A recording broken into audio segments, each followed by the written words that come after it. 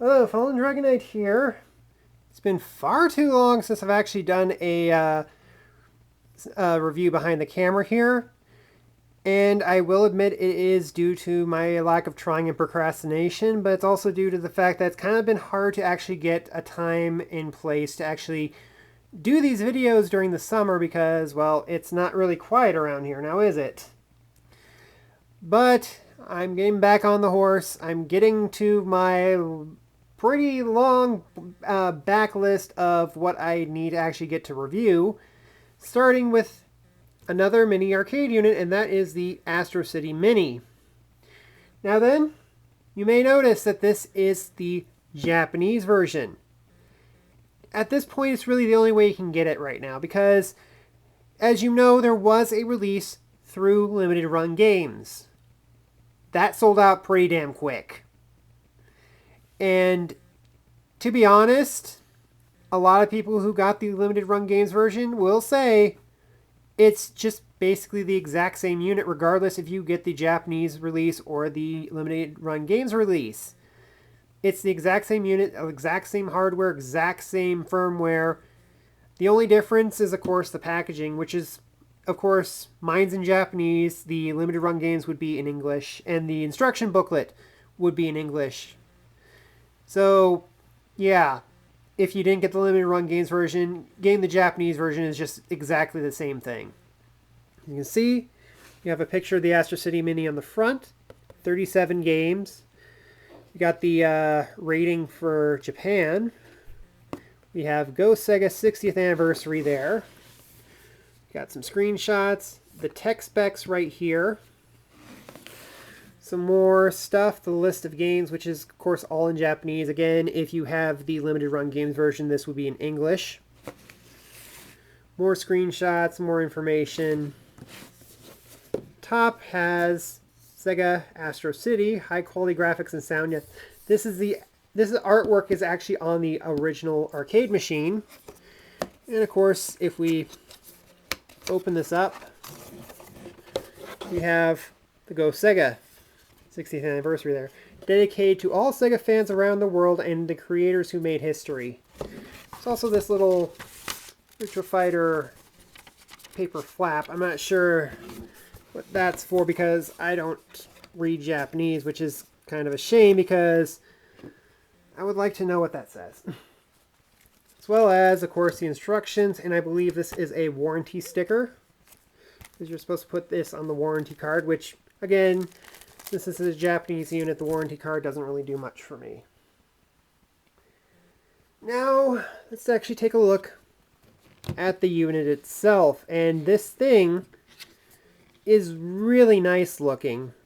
I am going to admit, I have actually seen Astro City in person before. In fact, several times. The most recent was actually in 2019 when I was attending one of the local conventions here. So I have seen the original unit in person just about 2 years ago. So I know what the Astro City looks like. And I can tell you this thing actually does look like a bar top version of an Astro City. You see it has the Astro City logo on both sides. You can see on that side too. It has the Astro City logo up here with both speakers. Yes, these are the real speakers.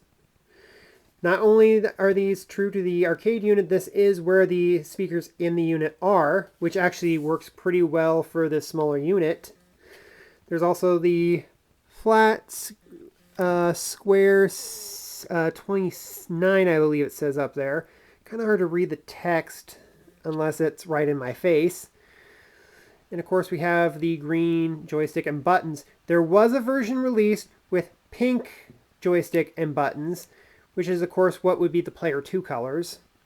Green is for player 1, pink was for player 2. So there's also 2 yellow buttons here. One's the start, and one is only added there for the coin in. But there's also a bunch of other details I need to show, and it's on the back here.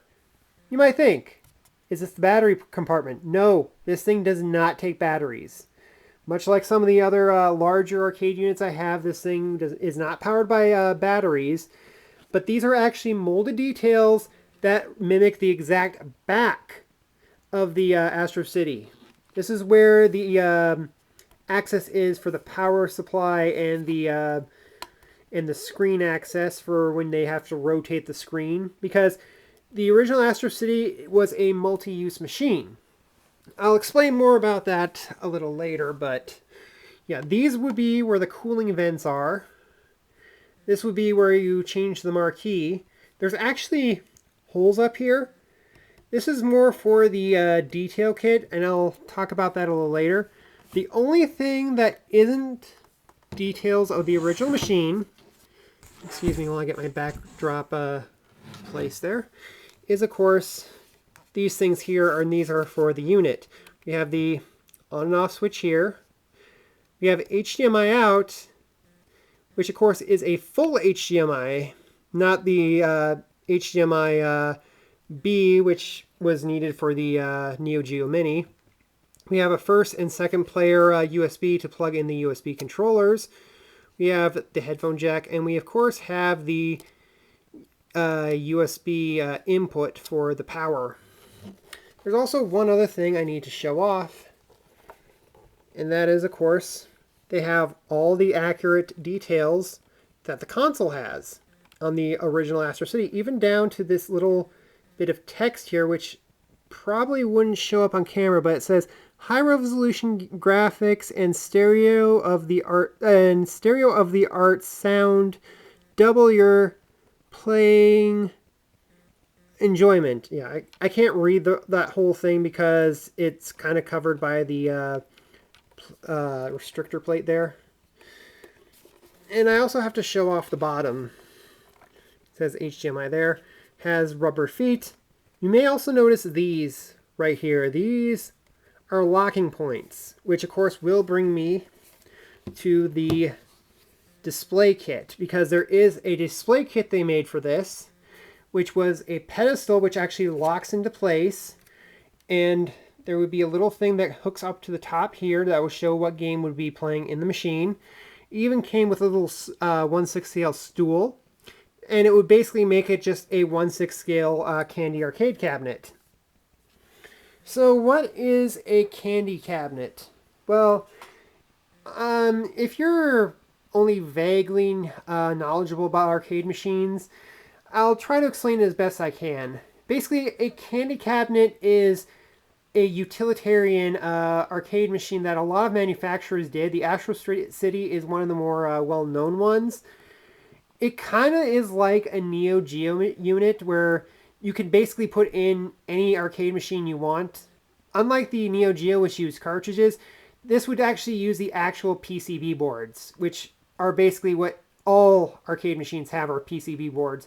They were made to be easily swapped in and out, and you can just put in pretty much any kind of arcade game you want in these arcade cabinets. Hence why the screen on the full-size version could actually rotate, so that way you can have a vertical orientation for your shooters. And they were also known to be very cost-effective and lightweight. They were made to be moved around. They were made to be easily swapped out, easily put in places where arcade machines wouldn't be able to go normally. Very different from the arcade machines we know in the US, which are bulky, heavy, made of wood, and yeah. So let's take some comparisons here, and of course the most obvious comparison would be the Neo Geo Mini. You can see the console is much thicker compared to the Neo Geo Mini. I also want to show this. As you can see, as you remember, these are just regular buttons and an analog joystick. The Astro City Mini. Yes. These things are actual micro switches, like a real arcade machine. So that already makes this unit very high quality compared to the Neo Geo Mini. Another unit I can compare it to would be, of course, the mini players from my arcade. Again, these are just standard buttons. A little bit shorter. And, of course, the Replicade, which is a true 1/6 scale. And of course, these things also have micro switches. Yeah. Unfortunately, I am going to have to say I do not have the display kit. Because, unfortunately, while the unit itself isn't really expensive, at least compared to its original release price, because these things still cost about 130 bucks compared to, of course, you can get a Neo Geo Mini for about 75 right now. The display kits are just being gouged on eBay for hundreds of dollars right now. And yeah, this thing also uses plug-in controllers like the Neo Geo Mini. It only works with the Astro City controllers. There was even a giant arcade stick that you could plug into this thing. And the only other controller that actually works for the Astro City Mini would be the Japanese Mega Drive Mini controllers. You can't use the American Genesis Mini controllers, unfortunately. And unless you have like some sort of adapter dongle, which I've actually seen people use to emulate whatever the firmware is looking for. Unless you get an Astro City controller, you can't really use any other controller with this thing. And they are going for a lot. The controller was originally released for about, I believe, $28. Last time I checked, the cheapest was 50 bucks for one controller. And the joystick was originally released for 100 and something. Now they can go for almost 300. So yeah, getting controllers for this thing is a nightmare right now. However, there is a Taito mini arcade unit coming out. It's similar in design to the Astro City. I don't remember what the unit's actually called, but it is the proprietary Taito version, and it will have an actual rotating screen. The reason I bring this up in the review now rather than at the end is because it uses the same exact controller mold, so I'm wondering if the controllers for that will be compatible with the Astro City. I think they're the same manufacturer. So there is one other thing the Astro City Mini has over the Neo Geo Mini, and not just because of its bigger size and actually having the micro switches. It comes packaged with a HDMI cord. The original Neo Geo Minis that aren't like the bundles, you have to buy the HDMI cable separately. So, without further ado, I have the power cable that it came with. So we're just going to plug that in. And yeah, the green light on top just went on. So I'm going to turn it on. Get this into position. You can see green bar lights up there. Yeah, it's powering on. Yeah, when you first get this thing, it will be in Japanese, but if you press the coin button, you can go to the options. Of course, that's the health precautions. Language settings, which of course I have it set to English. You can set it to Japanese, Chinese, or Korean, if I recall. The copyright, you can adjust... Oh, sorry, I hit the wrong button. You can adjust the screen brightness. I'm going to turn it down so you can see it better. You can adjust the speaker volume. You can set the screen to default or analog display, which gives you the fake scan lines. Wallpaper settings, I have it set to the Astro City wallpaper. It's also the circuit board and just the black borders. And then of course you can just reset to the factory. So, games on here has Virtua Fighter, Stack Columns, H&R. H&R is a Japanese puzzle game. I can't really say much about it because... Okay, hang on a second. I probably should turn down that volume a bit. Oh. Okay, you probably hear me better now. Well, H&R and its counterpart, Tantar, they're, of course, Japanese puzzle games. They are completely in Japanese, and they are in the limited run games version. If you don't understand Japanese, they're very hard to play, so I can't really say much about how these games run. I do think if I can understand Japanese, I may enjoy them better.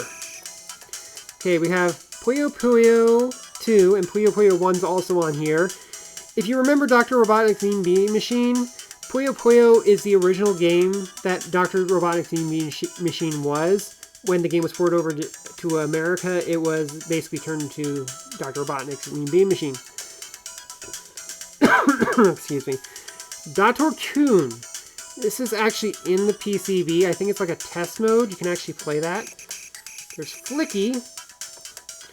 Sega Ninja, which I also remember from the Sega Master System. The running gun. My Hero. Space Harrier. Fantasy Zone. Okay, let's actually talk about the games. I already talked about Puyo Puyo. I already talked about the Ichiten and Taint R. Flicky. Flicky is basically a game where you are just a bird where you're trying to collect little chicks and try to get them to the exit. The more chicks you have, the higher your score. It's a nice little fun arcadey game. And of course this is an arcade game. Sega Ninja, also known as Ninja Princess, or just The Ninja if you play the Master System version. It's a top-down shooter where you're throwing shurikens. My Hero, the best way to describe this is that it's kind of like Kung Fu Master, or just Kung Fu if you've only played the NES version. It is hard as hell, and there is no way to adjust the difficulty. The hit detection is also kind of wonky. Space Harrier. This is one of the most well-known Sega Genesis arcade games. And I'm going to actually play a bit. As you can see on here, the bottom row is shoot, whereas the upper row button is the rapid fire. So we're going to play this. I'm going to put in a coin. Yeah, as you can see, the controls are actually inverted on this. However, you can, if you want to, adjust it so that it's standard. So it's not inverted. Of course, pressing both coin and start gets you to the menu where you can put in a save state, load a save state, reset the game, go back to the game or main menu. We're going to go to the main menu because I don't want to spend a whole lot of time on this. There's a lot we have to go through. Okay, Fantasy Zone. This is a side-scrolling shooter. We go left and right trying to destroy enemy generators. Wonder Boy, which is a side-scrolling action game. Pretty nicely done. You might know this better on the NES as Adventure Island. There's a whole complicated thing about that. Quartet 2. The original version of Quartet was 4 players, but this version, the original Quartet was 2 players. This is 4 players. Okay, I'm trying to remember exactly all the information because some of these games I actually played the first time on this machine. Okay, I believe Quartet 2 was an enhanced version of Quartet. It's just a remaster. The original, there was the 4-player version, but all the games on this are just 2-player versions, by the way. So, some of the games that originally supported 4-player will only be 2-player on this. Alex Kidd and the Lost Stars. Alex Kidd was the original mascot for Sega before Sonic came around. This game is kind of not that great of a side-scrolling action game. Alien Syndrome. Let's actually take a look at that.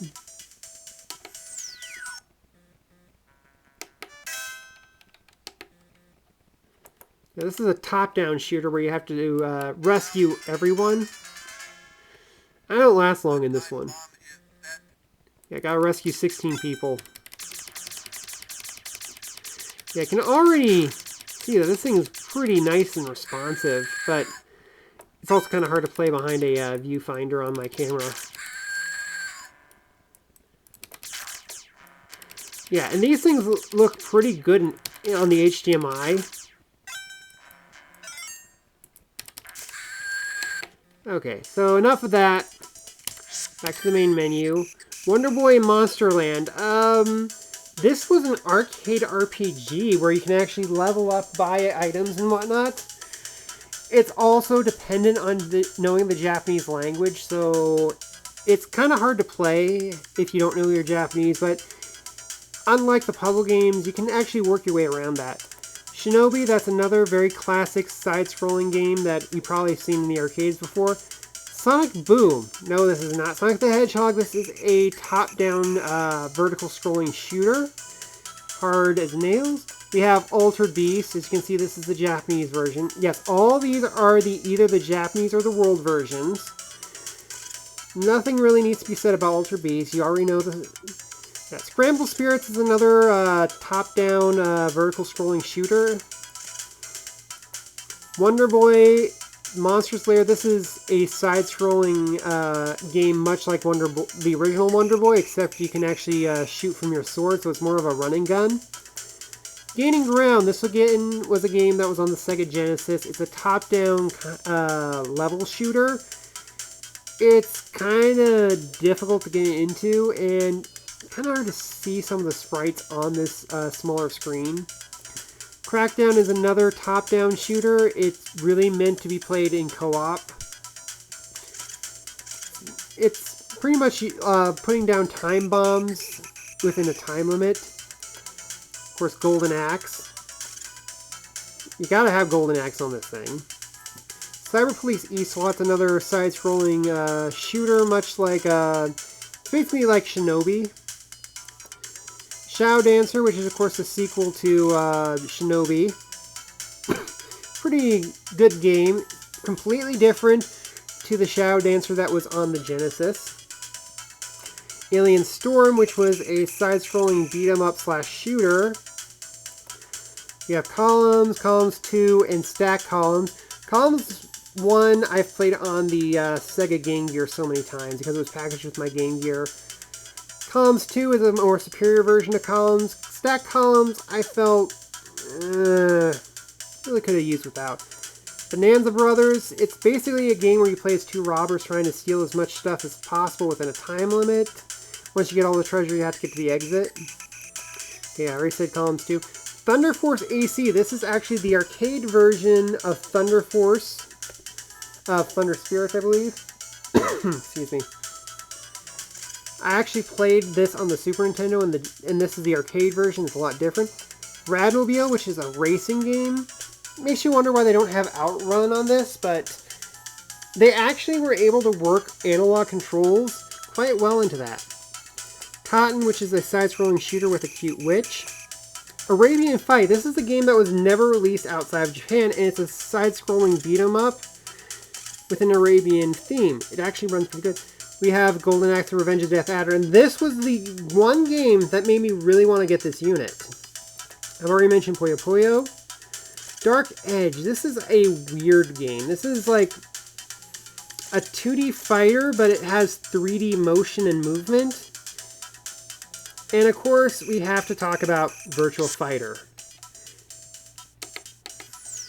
Now, Virtua Fighter on this machine works decently well. Of course, if you put this through HDMI, the replays will actually have some significant lag.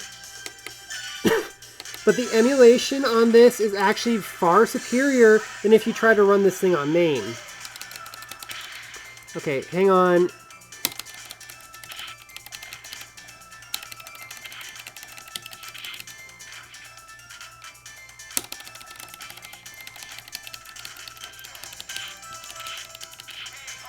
There we go.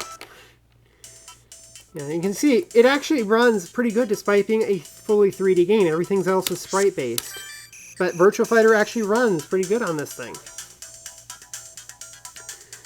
Okay, that's really just a quick run-through of all the units, and of course it's going through a shutdown there. So yeah, my thoughts on this is that a lot of the games on here are really nice arcade games. There are a few duds. I mean, Stack Columns I could have done without. The Japanese game, the Japanese puzzle games, I think that's more of a Japanese thing, so I don't really feel like I should be able to review those because it's going to be something that is more something outside my purview, so I'm just going to leave those be. But I do want to try to play those eventually because they do seem interesting. The unit is nicely built. The HDMI is actually pretty good on this too. Although some of the games will look kind of off in some spots because of the emulation, but I have to say this is a nice unit. The build quality is great. The speaker sounds coming out from the top actually work quite well for this smaller unit. And in all honesty, it definitely feels like it was worth that $130 price tag. Should you get one? That all depends on if you're a Sega fanboy. But that's really all I have to say. If you like what you see, I say you should get it. Of course, you're going to be paying the scalper prices if you want to get the add-on kits or the controller. So I really do hope that Taito machine will actually be cross-compatible with this.